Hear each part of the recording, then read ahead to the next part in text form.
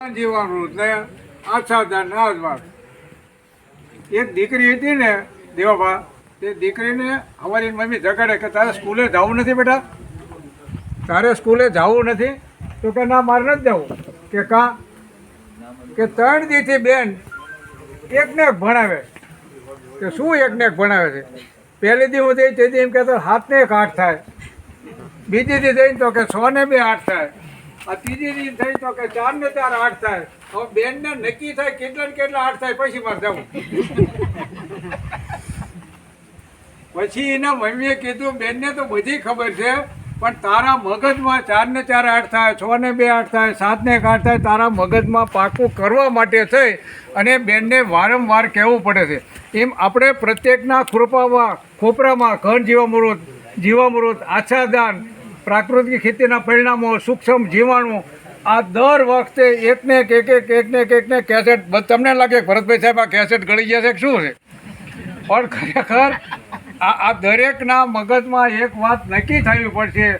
કારણ શું છે કે તું ભણેલો છે તો જ ભણાવવા જાય છે ને, એને આવડતું છે જ ભણાવવા જાય છે ને.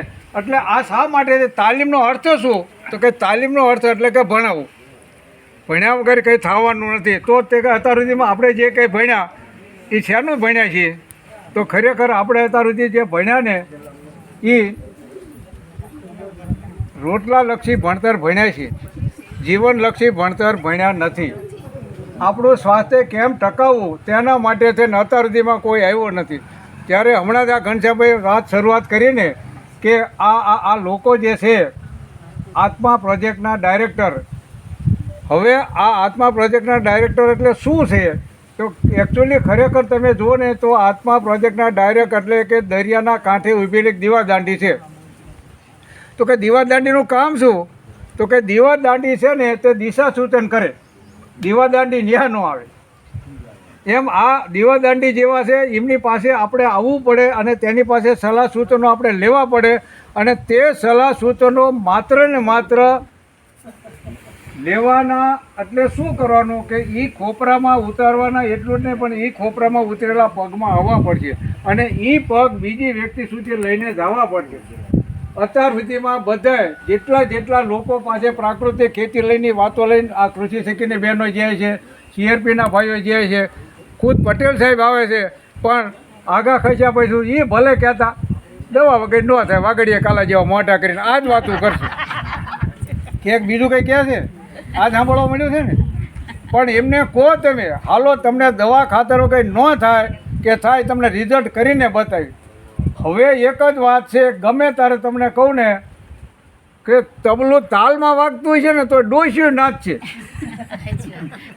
અને જો બતાલ તબલું વાગતું હોય છે ને તો 18 વર્ષનો જુઓ ને અડતો નહીં આવે, આમાં આપણો પગ ન પડે. એટલે આપણે ખરેખર તબલું તાલમાં વગાડવાનું છે. આ બતાલ ન થઈ જાય તેની કાળજી આપણે કરવાની છે. અને જ્યારે ગમે ત્યારે તમારે નહીં કહેવું પડે. મારે હવે કોઈને બોલાવવા નથી પડતા. અહીંથી પણ જો ને 20 ફૂટ કે 50 ફૂટ કાચનો કટકો પડ્યો છે ને તો અહીં રેડિયા ખબર પડશે કે મને કંઈક કાચનો કટકો પડ્યો છે. કાચનો કટકો એમ નથી કહેતો હું એ પડ્યો છું. એ કાચનો કટકો ત્યાં પડ્યો છે ખબર ક્યારે પડી? કે સૂર્યનું પ્રતિબિંબ પડ્યું અને ખબર પડી. એમ આવા લોકોનું પ્રતિબિંબ મારા ખેતર પર પડ્યું અને ખબર પડી કે આવો પડે વઢવાણ તાલુકાની અંદર ગાંડો માણસ છે કે જે રાસાયણિક દવા ખાતર વાપરતો નથી ને 13 વર્ષથી લોકોને મોંમાં આંગળી ખાલી જાય તેવું આપણે કામ કરીને બતાવ્યું છે. અમારી હળદર માત્ર વઢવાણ તાલુકામાં નહીં, સુરેન્દ્રનગરમાં નહીં, આજે દેશ વિદેશમાં લોકો ડિમાન્ડ કરે છે. કાલે જ બોમ્બેથી ભાઈઓ આવ્યા હતા સાહેબ, અને બોમ્બેથી ભાઈઓ સાહેબ મળે કે તમારા પાસે કેટલી હળદર છે, કેટલા ટન છે, શું ભાવ છે? મેં 350 રૂપિયા. તમારે જેટલા ટન હળદર હોય એટલું હું લઈ જઈશ. એનું કારણ છે મેં 2 વર્ષ પહેલાં તમારી હળદર ખાધી છે અને તમારી હળદરનો મેં રિપોર્ટ કરાવરાયો છે, એમાં 0% રેસિડિવ આવ્યું છે. તેથી અમે તમારી હળદર ખાવા પસંદ કરી છે. અને અમારા બોમ્બેની અંદર ઘણા બધા લોકો એવા છે કે જેને સાચી વસ્તુ ખાવી છે, પૈસા ખર્ચવા છે, પણ સાચી વસ્તુ મળતી નથી. અને મેં તમારી વસ્તુ વાપરી છે. એટલે કારણ હું એને કહેવા નથી જો, આ મારી વસ્તુ બોલી છે. એટલે પ્રત્યેક લોકોને જેને કરવાવાળા છે ને એને ખુમારી હોવી જોઈએ કે કોઈને બાપની તાકાત હોય તો એક ટકો પણ મારી પાસે ઝેર બતાવી દે. વાતો કરવાથી નથી થવાનું. હું ગેરંટીથી કહું છું કે કોઈને જેને કંઈ શંકા કુશંકા હોય એ કાઢી નાખજો. આ આપણે ખેડૂતે અહીં બેઠેલાની વાત કરું, બીજાની વાત તો તમે જવા જ દો. અહીં બેઠેલા લોકો મગજમાંથી હજી ઘણા બધાને એવું હોય છે કે કાળુભાઈ, મનસુખભાઈ, ફલાણાભાઈ, સુરેશભાઈ ભલે વાતો કરતા પણ દવા છાંટતા જ હોય. બરાબર? આ માનસિકતા કાઢવી પડશે. આપણે આપણા એકબીજાના ટાટિયા ઝાલોનું બંધ કરવું પડશે. અને એમના હું નથી કહેતો કે તમને જેને શંકા પડે, હમણાં તો ભરતભાઈ પટેલ સાહેબને મેં બધા મળ્યા હતા તેની વાત કરી હતી. આપણે પ્રાકૃતિક ખેતી કરતા ભાઈઓએ ક્રોસ ચેકિંગ કરવું પડશે. કાળુભાઈ શું કરે છે ખબર નહીં, એની વાડીએ જવાનું. કાળુભાઈની વાડીમાં દવા છાંટવાનો પંપ હાલતો હોય, ઊભા રાખીને જોવાનું શું છે. પણ પંપ એટલે દવા નથી. હજી માણસના મગજમાં એક માનસિકતા શું છે કે કાળુભાઈ ભલે વાત કરે કાજુને નીકળો તો એમના ખેતરમાં હળદરમાં કે પંપ ચાલે, પણ પંપની મજમાં ગૌમૂત્ર છે કે કોરાધોન છે એ તમે ત્યાં આવીને જુઓ તો તમને ખબર પડે. એ ખબર નથી. એટલે એટલા માટે થઈને પ્રત્યેક ખેડૂતે આપણે એકાબીજાને એલર્ટ રહેવું પડશે. કારણ કે બીજાની સામે 2 નજરે જોઈ છે, તમારી સામે 4 નજરે જોઈ છે. તે સમાજને આટલો પણ આપણો નેગેટિવ પોઈન્ટ ન જોવો મળે એની આપણે કાળજી લેવાની. સમય જતાં વાર લાગશે થોડી, પણ આજે નહીં તો કાલે કર્યા વગર નહીં ચાલે. નાચું પ્રકૃતિના તાલે, નકર મરશો ભોંડા હાલે.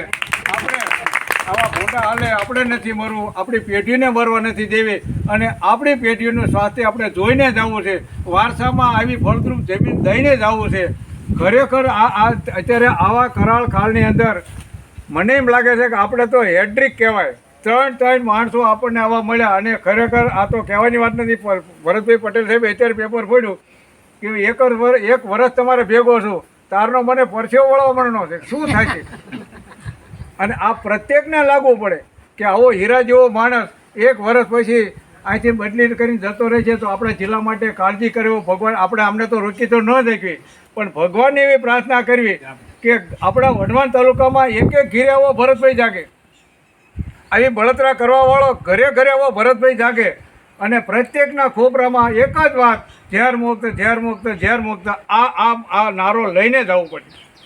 અને છેલ્લે બધા ભૂખ્યા થયા છે, પણ મારો વારો આવ્યો છે એટલે પછી એમ કે આપણે ચા માંડ ખાવાનો મેળો તો લેપ્યો બેઠો. કોઈ પણ વાત કરવી પડે છે ને તો એના માટે સાહેબે પહેલી જ વાત કરી, સંકલ્પ કરવો પડશે. હવે સંકલ્પ શબ્દ કદાચ સંસ્કૃતિમાં અઘરું લાગશે થોડોક આપણને, પણ ગાંઠ વાળવી પડશે. ગાંઠ વાળવાની ખબર છે ને તમને? એક બેન હતી ને તે એના સાસુમાં ગયેલા બહારગામ અને ગોદડું અધૂરું રહેલું. તે વહુ આમ ફાટિયા લે, પરોણી પોરણ ફાટિયા લે નામ કરે એમાં કોઈક બીજી બેન આવી, અમારા ગીતાબેન જેવો ભાણીબા આવીને કહે શું એલી કરે કે ગોદડું કર, પણ ગોદડું નથી થતું.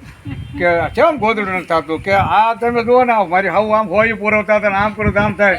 વાલા હું ગેંઠ નથી વાળી છે, પરોણી હોવારી નીકળી જાય. ગેંઠ વાળી તો ગોદડું થાય. એમ આપણે આવી ગાંઠ વાળવી પડશે. હવે સંકલ્પ કરવો પડશે. સંકલ્પ અઘરો લાગશે, ગાંઠ વાળી હાવ હેલું લાગશે. આજથી મેં ગાંઠ વાળી છે કે મારા આટલી જમીનની અંદર હું ઝેર નહીં નાખું. હું નથી કહેતો દેવાભા કે 50 વીઘા જમીન હોય